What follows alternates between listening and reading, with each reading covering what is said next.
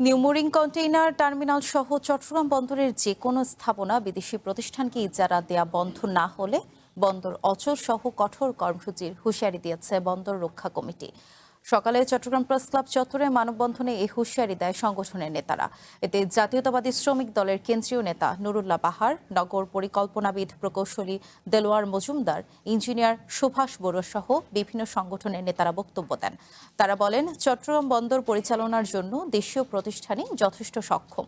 বিদেশি প্রতিষ্ঠানকে এর পরিচালনায় সংযুক্ত করে সরকার নিরাপত্তা ঝুঁকি বাড়াচ্ছে বলে সতর্ক করেন তারা।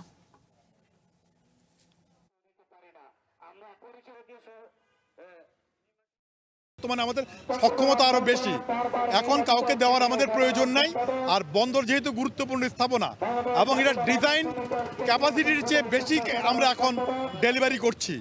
যে আইসিডিগুলো করার কথা ছিল, বন্দরের ভেতরে কেন এফসিএল কন্টেইনার আনস্ট্যাপিং করা হচ্ছে?